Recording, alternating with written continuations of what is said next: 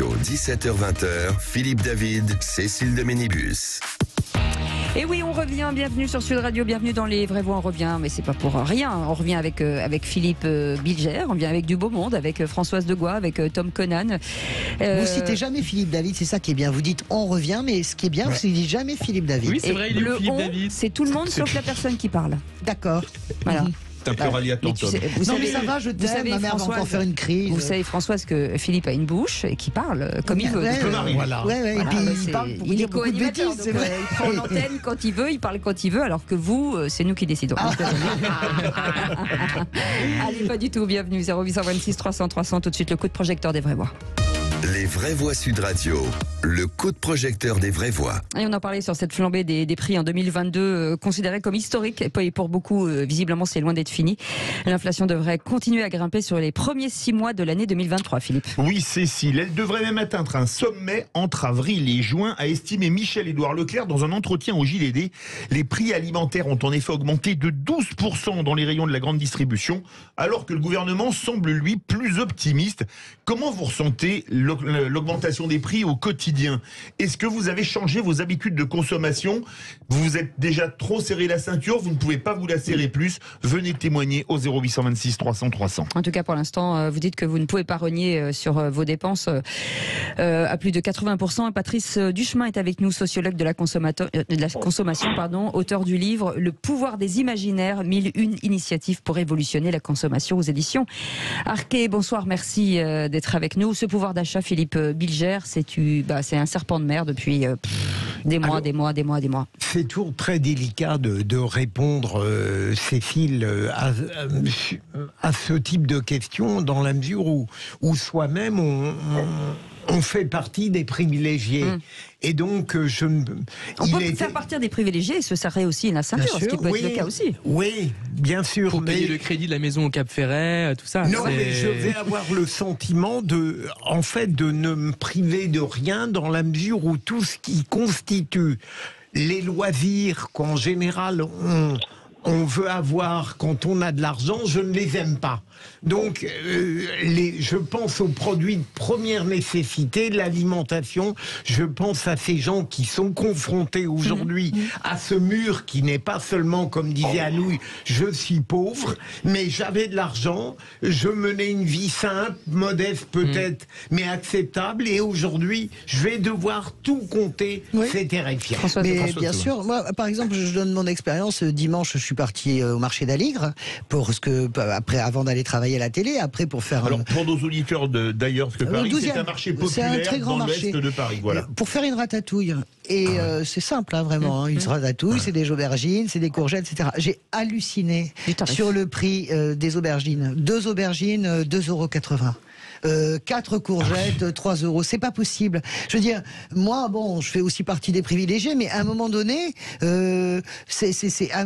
c'est pas possible. Alors d'abord parce qu'on a de la compassion pour les gens qui font leurs courses, qui ont peut-être un peu moins d'argent. Et puis c'est toute une chaîne. Regardez les grands-parents qui généralement aident les petits-enfants ou qui aident les enfants, qui aident à boucler les fins de mois. Par exemple, si eux-mêmes commencent à ramer, c'est-à-dire que le petit billet, comme dans nos petits-enfants, qu'on donne au gamin qui fait ses études, on le donne plus. Tout ça est une chaîne. C'est peut-être des gens qui sont assez aisés, qui décident, par exemple, ce mois-ci, je prends pas de femme de ménage. Donc ça veut dire que la femme de ménage, ça lui fait 100 € en moins sur le mois. Tout ça est une chaîne. Et j'en ai marre du mensonge. En tout cas, une forme de forfaiture, nous expliquer qu'avec les tableaux Excel, on est à 5,3 en moyenne d'augmentation. Ça n'est pas vrai. Tout le monde sait qu'il y a certains produits, on est à 22% d'augmentation de produits de première nécessité et d'achat de masse. Donc il faut arrêter de mentir, il faut augmenter les salaires.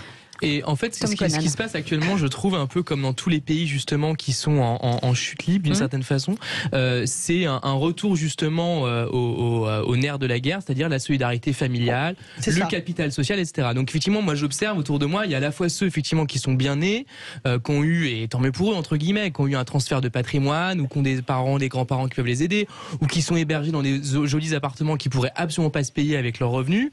Il y a aussi ceux qui ont de l'entre-gens, qui ont ont, par leurs études ou leur réseau, accès à des personnes qui peuvent aussi leur offrir la possibilité de partir en vacances, d'avoir accès à telle et telle chose, telle et telle activité culturelle pour pas cher ou gratuitement, etc. Il y a en fait deux mondes aujourd'hui. Et en réalité, faut jamais oublier que aussi anti-capitaliste qu'on puisse être, l'argent c'est quand même quand en tout cas chacun en est doté suffisamment, le mode le plus égalitaire d'accès en réalité à la vie, au plaisir de la vie. Et ensuite, quand il y a un manque d'argent, on revient justement aux solidarités tribales entre guillemets, et à tout ce que je viens de dire à l'instant. Et donc il va y avoir aujourd'hui, vous savez que le patrimoine en France, Thomas Piketty, on en parlait tout à l'heure, il a beaucoup étudié ce truc-là.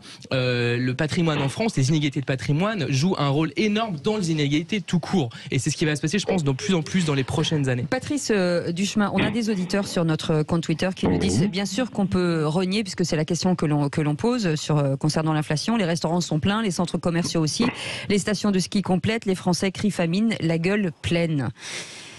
Quelle est votre analyse, vous ? En fait, alors il y aurait effectivement infiniment de choses à dire, et je pense que c'est Philippe qui a parlé le premier et qui a dit que c'était un sujet qu'on ne peut pas aborder de façon frontale, c'est-à-dire que la question du pouvoir d'achat, c'est d'abord la question de nos habitudes. Et donc, il y a des familles qui ont de l'argent et qui font des ratatouilles, il y a des familles qui n'ont pas d'argent et qui font des ratatouilles.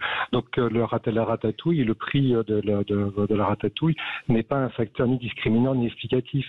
Ce que je veux dire, c'est que là, vous parlez, c'est intéressant d'ailleurs le vocabulaire, vous avez dit serrer la ceinture, vous avez dit rogner, mais moi je préfère dire arbitrer et je préfère dire rogner. Alors je m'explique, je pense qu'aujourd'hui, mais c'est une vérité économique et on ne va pas aller jusqu'à chercher le poids du patrimoine de chacun parce que ça nous éloigne quand même de beaucoup des questions de l'inflation, parce que patrimoine et inflation c'est quand même deux sujets différents, mais c'est-à-dire qu'aujourd'hui on sait très bien, les consommateurs arbitrent. Qu'est-ce que ça veut dire ? Ça veut dire qu'ils ont une somme d'argent, qui est une somme d'argent disponible, alors pour certains elle est faible, pour d'autres elle est plus importante, c'est selon, et ils vont décider, avec cette somme d'argent, privilégier les vacances, d'autres vont privilégier l'alimentaire, les troisièmes vont privilégier la voiture. C'est là qu'en fait, moi ce que je retiens, c'est que cette période d'inflation, qui effectivement sur certains produits est spectaculaire, ça vient renforcer les stratégies dites d'arbitrage, qui sont des stratégies vieilles comme le monde, mais qu'on est obligé de remettre un peu sur la modernité, le tapis de la modernité, qui fait qu'aujourd'hui, moi ce que je constate, c'est que les consommateurs arbitrent.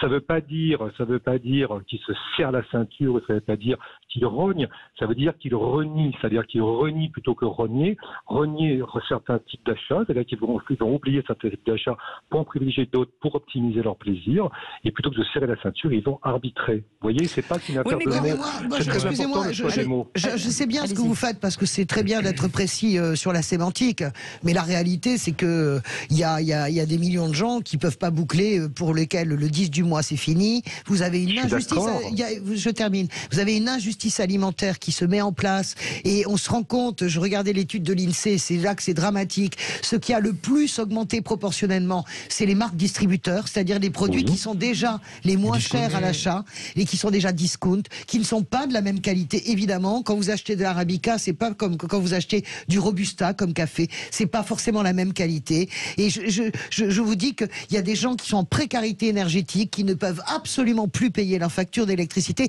Donc là, je sais bien que vous fassiez de la sémantique, mais le réel, comme disait Lacan, le réel c'est quand on se cogne, le réel c'est qu'il y a peut-être en millions de gens qui n'ont pas de problème à arbitrer entre la station de ski et la bagnole. Ils ont arbitré entre est-ce que j'achète de la truite, du saumon et est-ce que je fais des frites ou des patates congelées et je dois choisir, voilà. Non mais effectivement, je pense que l'arbitrage, je vois très bien ce que vous voulez dire sur un plan économique, mais c'est une description qui est beaucoup trop froide, qui est vraiment un euphémisme par rapport à ce qui se passe actuellement. Il y a effectivement des personnes qui peuvent arbitrer entre est-ce que je vais prendre telle marque une voiture neuve ou je vais au ski, voilà, telle marque haut de gamme ou telle marque moyenne gamme, tel vêtement de très bonne facture ou de moins bonne facture. Ça, c'est un arbitrage en effet. Vous n'en êtes pas privé au final. Mais il y a beaucoup de gens qui aujourd'hui vont être privés d'un grand nombre de plaisirs de la vie. L'arbitrage, c'est réfléchi, alors qu'il y a plein qui peuvent l'arbitrage. Et la question du patrimoine, je reviens là-dessus. Si vous voyez pas le rapport, moi je vais vous le dire, le rapport, c'est qu'il y a ceux qui effectivement vont avoir un patrimoine et vont pouvoir éventuellement être hébergés par des proches, arrêter de payer leur loyer, etc. Parce qu'ils vont pouvoir avoir accès justement à cette richesse-là ou ce transfert intrafamilial, et ceux qui y en seront exclus et qui eux seront obligés de rester dans leur logement, de continuer à payer leur crédit, très cher, etc. Leur logement. Mais certains me disent sur les réseaux sociaux, avec un SMIC, on n'arbitre pas en fait. Bien sûr, mais c'est impossible d'arbitrer. La réalité est beaucoup plus dure. Absolument. Patrice Duchemin. Eh bien, voilà, mais qu'est-ce qu'on fait alors? J'en sais rien, répondez. Qu'est-ce qu'on fait? C'est pas facile. Est-ce qu'on bloque les prix? Est-ce qu'on augmente les salaires? C'est quoi les solutions? Bloquer les prix, je pense. Bah oui, bien sûr. De toute façon, la grande distribution. D'abord, les produits discount effectivement sont plutôt évidemment moins chers, c'est sûr, mais pas toujours de mauvaise qualité. Ça, c'est la première chose. Et la deuxième chose, c'est qu'effectivement, les enseignes font beaucoup pour. Vous avez vu, il y a les enseignes type Leclerc, Carrefour, etc. Toutes de façon générale proposent des produits qui ont des prix très contenus, donc des prix des fameux paniers, des 100 produits qui sont dont les prix sont contrôlés, limités.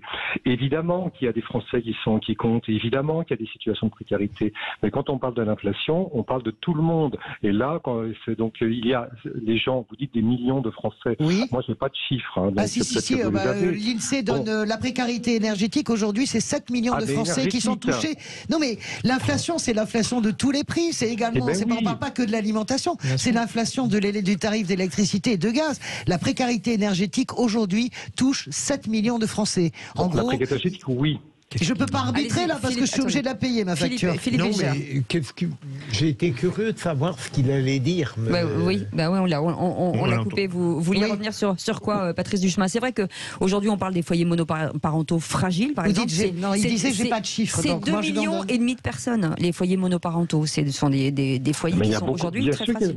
Oui, il y a aujourd'hui beaucoup de gens qui sont dans une situation budgétaire préoccupante, on est bien d'accord, voilà. Mais est-ce que vous trouvez, vous parliez des supermarchés qui aujourd'hui vont imposer des produits moins chers que les autres, donc ça veut dire que les gens en précarité vont manger ce qu'on leur donne à manger en fait, sans pouvoir choisir. Quelque part, c'est ça. Bah oui, c'est ça. Oui, bien sûr, vous avez raison, bien sûr.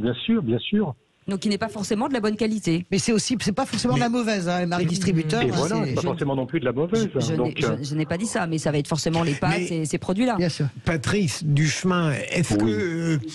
ou contraints ont décidé de moins consommer, donc la consommation a déjà chuté en 90, voilà, c'était il y a 30 ans, donc c'est très très loin pour beaucoup. On a eu des pas d'inflationnistes évidemment en 1970, autour de la guerre du Tico, etc., la guerre du Golfe, c'est le prix du pétrole, donc on a eu des périodes inflationniste, bien sûr. À 14% même en France. Et je tiens à dire qu'on se souvient des recettes de Raymond Barre, Premier ministre. Tout ce qui a été refusé par le gouvernement et d'ailleurs qui a été refusé de vote par le Rassemblement national, le blocage des prix, Raymond Barre l'avait fait. L'augmentation du SMIC, Raymond Barre l'avait fait à l'époque. Pour deuxième choc pétrolier, c'est complètement fou. Avec des 14%, comme tu disais, Philippe David, c'était très... Et c'est complètement dingue que le gouvernement ait refusé ces méthodes qui ont fonctionné à l'époque pour la France. On est d'accord. Après, je voulais poser une question à Patrice Duchemin. Pour vous, l'inflation, elle est plutôt, selon l'INSEE, à 6% ou plutôt, comme l'a dit Michel-Édouard Leclerc, si on prend compte des produits alimentaires, à 12%, donc plus près des 10 que des 6? Moi, je pense qu'elle est plus proche des 6 que des 10. Mais je ne sais pas d'où sort ce chiffre de 10. Attention, c'est une inflation annuelle. Donc, c'est annuel, évidemment, heureusement. Voilà, heureusement. Donc, on la calcule au fur et à mesure que le temps se déplace. Donc, aujourd'hui, là, on est en janvier. Donc, c'est très difficile de prévoir de quoi sera le montant de l'inflation, à quoi s'élèvera l'inflation en 2023. En 2022, elle est autour de 5-6%. Non, mais dans le réel, globalement, mais dans le réel, sur le mois de novembre et décembre, vous avez bien sûr eu des articles qui ont augmenté de 15 à 20, voire 25%. C'est bien pour ça que c'est un sujet extrêmement difficile à débattre, parce que quand on parle d'inflation, on parle d'inflation de l'inflation de l'énergie, de l'inflation des légumes, de l'inflation du loyer, de l'inflation de l'essence. Le point positif dans tout ça, parce que finalement au final c'est quand même se loger et manger, c'est à peu près ce que peuvent faire les gens, malheureusement ça se limite souvent à ça, et les vacances et tout ce que vous voulez par ailleurs est bazardé. Et l'intérêt quand même malgré tout dans la période actuelle, c'est qu'il y a quand même une baisse des prix, les loyers sont quand même très fortement encadrés en France quand même, je le rappelle, et donc ça c'est quand même un élément positif qui va sans doute peser quand même positivement dans les prochains mois. C'est le seul élément d'espoir. Non, tu auras droit à 3% d'augmentation à la date annuelle de ton loyer, ça je te le confirme, c'est pas plus encadré que de beurre en bas. Merci beaucoup Patrice Duchemin d'avoir été avec nous, sociologue de la consommation. Tom Connan, on vous entend, auteur du livre Le pouvoir des imaginaires, 1001 initiatives pour révolutionner la consommation aux éditions Arquet. Merci d'avoir été avec nous. Et la question des jours, pouvez-vous encore renier dans vos dépenses? Vous dites non à plus de 85%. Vous restez avec nous, on revient dans un instant. On fait une petite pause, c'est les vraies voix jusqu'à 20h.